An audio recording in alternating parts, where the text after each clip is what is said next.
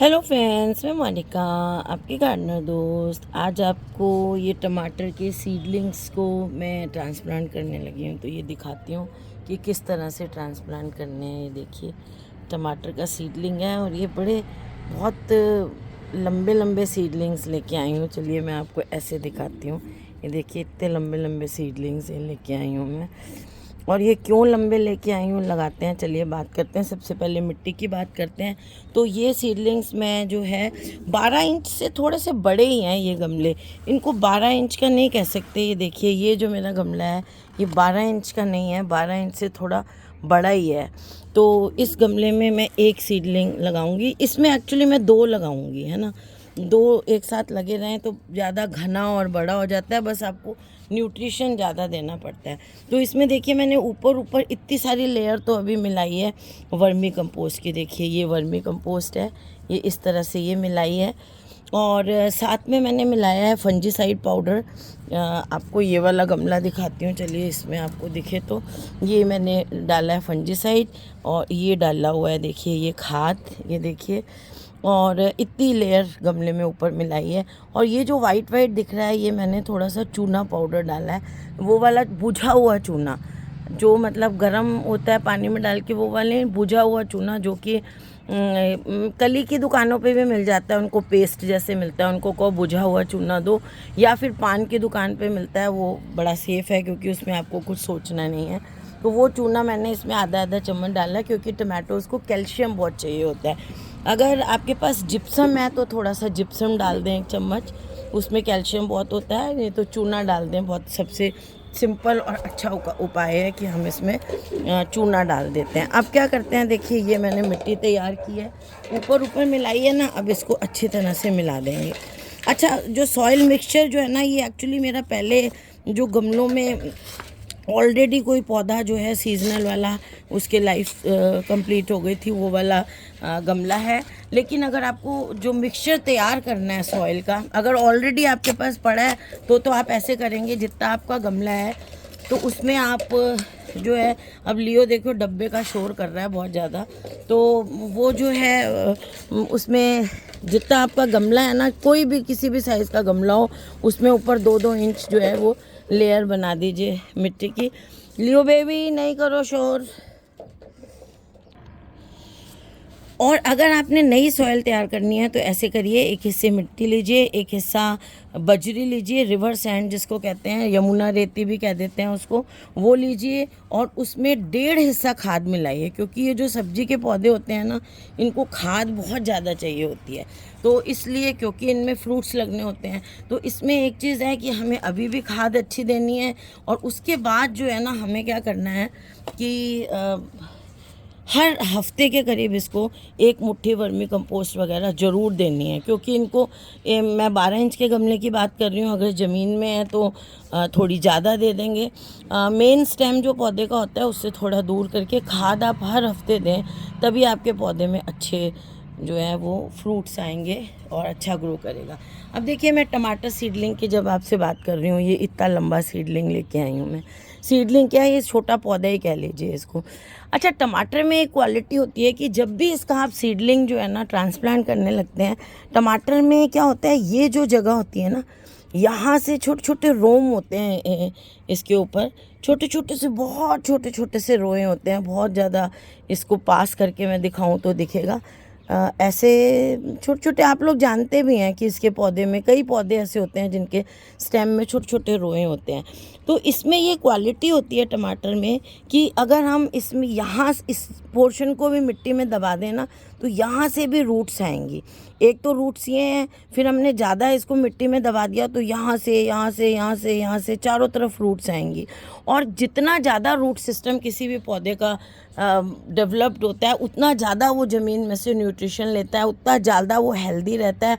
और जितना आपका प्लांट हेल्दी होगा, उतना उसमें कोई डिजीज़ नहीं लगती। जो बहुत इम्यूनिटी वाला ह्यूमन बींग होता है ना, जैसे आप देखते हो, उसको कोई बीमारी नहीं होती है। तो इस तरह से जितना हेल्दी प्लांट का रूट सिस्टम होगा, उतनी उसको बीमारियां कम लगेंगी। ठीक है, तो इसको अब हम ऐसे लगाते हैं। देखिए ऐसे लाए हैं, ये कोकोपीट में है, हल्का से इसकी रूट्स को हम कर सकते हैं। बाकी ये देखिए ऐसे नीचे से ऐसे कर देते हैं, बहुत ज़्यादा छेड़ने की ऐसे ज़रूरत नहीं है। हल्की हल्की इसको ऐसे थोड़ा सा, जैसे टूटे नहीं, और ऐसे इसको थोड़ा थोड़ा सा हम ऐसे लूज़ कर देते हैं। देखिए क्योंकि अभी क्या है, ये गोल गोल घूम रही हैं ऐसे ऐसे, तो हम उनको थोड़ा सा लूज़ करते हैं ताकि ये मिट्टी में ऐसे बाहर जाके फैलें। देखिए ऐसे ऐसे कर दिया। अब ये टमाटर में ये खासियत होती है कि इसको जितना ज़्यादा हम ज़मीन में ऐसे दबाएंगे उतनी ऐसे रूट्स निकल के ये अच्छा होगा। तो उसके लिए देखिए अब मैं यहाँ पे होल कर रही हूँ। अब हमें इसको कम से कम जो है वो जितना इसकी डंडी है ना, सारी डंडी को हम दबा दें तो और भी अच्छा है, लेकिन मेरे को गमले में लगाना है तो मैं इतनी ज़्यादा नहीं, अगर ज़मीन में लगाना हो ना तो आप इसको इतना दबा दें यहाँ तक। अब मैं देखती हूँ कितना गमले में पॉसिबल है उतना इसको करती हूँ। अब जैसे जब मैंने ये होल किया है, अब इस होल में भी मैं थोड़ा सा फंजीसाइड डाल दूँगी, क्योंकि मेरा सब्जियों का पौधा है, ये थोड़ा सा सेफ़ रहना चाहिए, फंगस वगैरह इनमें कम लगनी चाहिए। तो देखिए, और क्या होता है, सब्जी के पौधे हैं ना, ये एडिबल होते हैं ना, तो इन पे ना पेस्ट वगैरह ज़्यादा लगते हैं। तो इसलिए देखिए इसको मैं अभी ये इतना ज़्यादा नहीं, अंदर मिट्टी जो मैंने होल किया था उसमें मिट्टी चली गई है, तो इसको और थोड़ा सा बनाती हूँ। अब देखिए मैंने ये होल बना लिया है, और गमले के हिसाब से मेरा ये मैक्सिमम इतना जा सकता है। अगर ज़मीन में लगाती है तो मैं इतना इसको ज़मीन में दबाती, लेकिन मेरे गमले के हिसाब से ये इतना ही जा रखा है। और बड़ा कोई बर्तन वगैरह लें तो कर सकते हैं। अब इसमें मैंने फंजीसाइड पाउडर डाला, ऊपर हल्की सी लेयर मिट्टी की डाली, ये देखिए। अब इसको मैं अच्छी तरह से ऐसे ऐसे दबा दूँगी, देखिए। और जो होल के लिए मिट्टी अंदर से हमने निकाली थी ना, उसको ये डाल देंगे, ये देखिए, ये देखिए इस तरह से। अब और मिट्टी यहाँ तक अगर मैं डालती हूँ, आपको दिखाती हूँ, अगर ये मिट्टी और मैं यहाँ तक डालती हूँ ऊपर तक, ये देखिए, तो ये कितना हमने इसको मिट्टी में इसको दबा दिया। देखिए आप, ये देखिए, ये पौधा जो है ये हमने जैसे देखें तो करीब करीब यहाँ तक मिट्टी में ऐसे इतना लंबा हमने मिट्टी में इसको दबा दिया। अब क्या है, अब हम इसमें पानी देंगे, और इसको शुरू में जो है वो थोड़ी सी इनडायरेक्ट ब्राइट लाइट वाली छाया वाली जगह में रखेंगे, और उसके बाद इसको हम 2-3 दिन बाद फुल सन में शिफ्ट कर देंगे। और अभी ये जो फ्लावर आए हुए हैं ना, इनको आप काट दें, क्योंकि नया हमने अभी इसको ट्रांसप्लांट किया है। और एक बड़ी इम्पॉर्टेंट चीज़ है कि इसकी, जैसे हम दूसरे पौधों में कहते हैं ना, बुशी बनाने के लिए पिंचिंग कर देते हैं, ऊपर से पिंचिंग कर देते हैं, तो टमाटर में जो क्या होता है कि कभी भी ये जो ग्रोइंग पॉइंट होता है ना, ये ग्रोइंग पॉइंट, इसके टमाटर में कभी भी पिंचिंग नहीं करते, कभी भी नहीं करना है। टमाटर की जो प्रूनिंग और पिंचिंग करते हैं उसका एक अलग तरीका होता है, वो उस पर मैं अब टमाटर के ग्रो करने, आज मैंने देखिए सीडलिंग लगाया है, फूल इसके हटा देने हैं, ये एक स्टेप है, सीडलिंग लगाया आपके सामने। और अब हम बात करेंगे, एक दिन मैं वीडियो बनाऊंगी कि टमाटर की टिप्स क्या होती हैं ग्रो करने के, कि आपका टमाटर का पौधा जब भी आप लगाएं हमेशा लगे। अब देखिए कई लोग बोलेंगे कि टमाटर में क्या लगाना, हमारे यूं ही लग जाता है, लेकिन फिर भी अगर आप अच्छी तरह से ट्रिक्स फॉलो करेंगे तो और भी अच्छी तरह से लगेगा, और अच्छी फ्लावरिंग करेगा, और अच्छी फ्रूटिंग आएगी आपके टमाटर में। तो इस तरह से कैल्शियम दे के, फंजीसाइड दे के अपने टमाटर की सीडलिंग को आप लगाएं, तो टमाटर जो है वो आपको बहुत अच्छी तरह, देखिए प्लांट स्टर्डी भी होगा। अगर आपने इतना अंदर दबा दिया है तो वो अच्छी तरह स्टर्डी भी होगा। अब थोड़ा सा बड़ा होगा तो इस पर ट्रेलिस भी लगाएंगे। तो अभी पानी दूंगी मैं इसको, और जो फर्स्ट पानी दें उसमें आप थोड़ा सा एप्सम सॉल्ट डाल दें। अगर आपके पास एप्सम सॉल्ट नहीं है कोई बात नहीं, सिंपल पानी डाल दें, ऐसी कोई दिक्कत वाली बात नहीं है।